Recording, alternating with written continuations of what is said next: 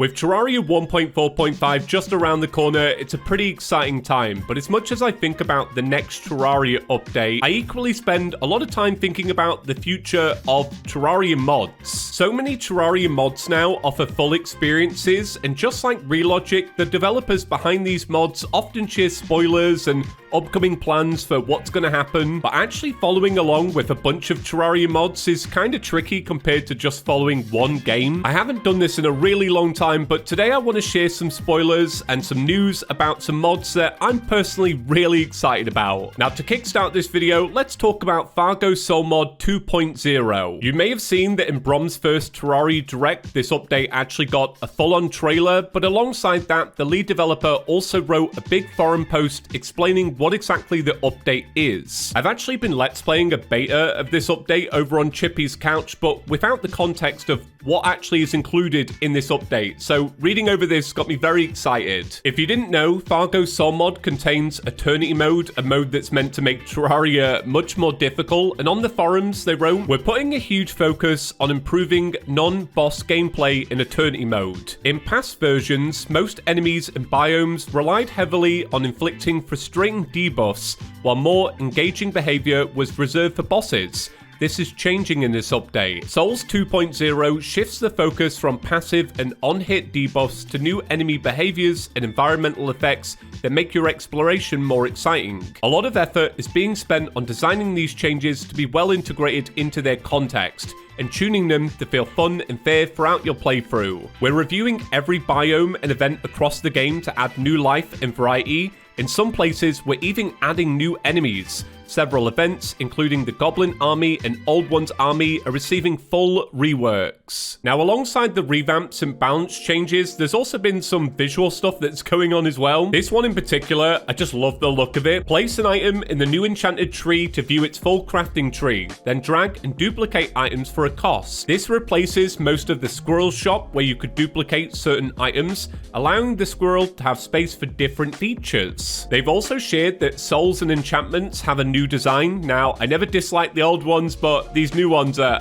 very nice. You could also see in that trailer that certain bosses have had reworks. In fact, I've actually fought the reworked King Slime. It's very good. There's a bunch more to this, so I'll leave a link to their full forum post down below. Before we talk about the next mod, I'm very proud to say that this video is once again sponsored by Starforge. If you want to get into playing modded Terraria, why not do it in style with one of Starforge's official Terraria PCs? If you haven't heard about this collaboration before, you've been missing out, because as a Terraria fan, this is the nicest thing you can own. You can buy this as a pre-built PC, which will more than handle any mod you throw at it, or opt for the Moonlord variant with a 5080, meaning you can play pretty much anything. The bundle even includes a glorious mouse mat and wall art, or opt to buy the case on its own and build your own PC. And this isn't Starforge's only collaboration. Like, they have a collaboration with Old School RuneScape, which is, I mean, it's chef's kiss. They ship to lots of places around the world. There's a 30-day free returns policy. There's a 2-year warranty, and you can learn more right now by heading to starforgepc.com/ChippyGaming. And if you're quick, even snag a Halloween discount. Moving on to a mod I'm dying to replay, Calamity Fables. If you missed this mod, I'm very jealous that you're experiencing it for the first time, but this is a reimagining of Calamity made by some former Calamity developers. It came out earlier this year and it was incredible, but I've had my eyes on what's next. Now, thanks to the developers, we do know what that will be. This is the Calamity Fables major update roadmap, and you can see that the first update they want to work on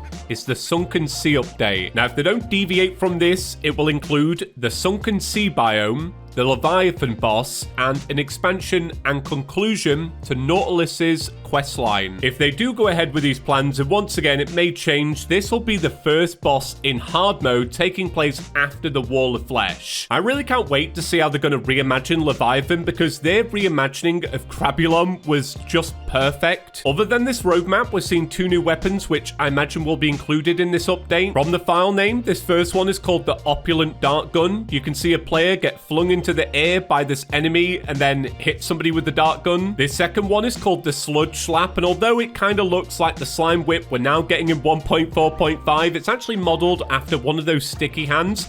quite cool. I'm surprised nobody's done this before. Moving on to another reimagining of a mod. I've actually not made a video about this one yet because I've been waiting for this update. This is Spirit Reforged, and it's a reimagining of the Spirit mod made by the same team. They just want to reimagine their own mod and make it better. Initially, the mod launched with the Savannah biome and an ocean expansion. After that, there was a minor update called Caves and Clubs, but the update I'm most looking forward to is version 0.2. In their roadmap, they explain, Scarabeus returns bigger and better than before, along with a desert expansion and much more in our next major update. They mentioned a desert expansion, and they have shared a small part of that. They shared a little mini biome called the Underground Oasis. It's very nice looking, but I have my eye on Scarabeus. I cannot wait to see this boss. The next mod I want to talk about is one I love so much. I've played through it like 4 times now. It's called Starlight River. For a good while now, they've been working on the 0.3 update, and we've had a few spoilers about it. Firstly, they're adding a new buff/debuff tooltip helper to improve tooltips. I like it. We've seen this new weapon. It's called the Plasma Cutter. Drones follow your cursor while held.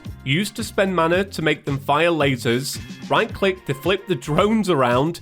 Deal lower damage, but inflict plasma destabilization while flipped. In this update, Alakan is getting his own house, his own little structure, which looks incredible. The artwork is always so good in this mod. They shared this, which I don't fully understand. It looks like this block acts as somewhat of a trigger, which enables a filter, which will then show you, I'm guessing, ores that are available. Maybe you need to stand here, find out where the ores are, go and mine them, and if you need to check again, you have to come back to this block. Another quality of life thing, which I think all mods would kind of benefit from, you get a pop-up that tells you exactly where in the menu you set the keybinds for Starlight River. Like, other mods could really benefit from this. But the big thing, the reason I'm excited, is because this update will contain a new boss called the Thinker. And I love the boss fights in Starlight River. Not including the alpha, which I haven't played. They've only shared 2 images of the Thinker. This first one, the Thinker and the Dead Brain. And they covered it up. It's just programmer art/sketches under here anyway. Lol, you don't want to see it. There's also this wider view, and it says, still just programmer art. I love this. I love that they're like sharing it, but they're just covering it up like, hey, it's a placeholder. But what this does show is that this boss will also come with its own arena, which is a big part of why I like Starlight River. The structures in the mod are just incredible. For those that are not playing the alpha, like me, SBubby also has the soundtrack to the boss unlisted on their YouTube channel. I'll leave a link to it below. It's so good. Terraria 1.4.5 may be on the horizon, but you never know what will be the final update. One thing I know for certain though, the modding community will keep this game alive for many years to come. And I love that we're at a point now where a spoiler for a mod means just as much to me as an official spoiler. That's it for today though. Thank you so much to our sponsor, Reforged, who you can check out right now by using the link in the description. Thanks for watching everyone, and thank you to mod developers. Peace.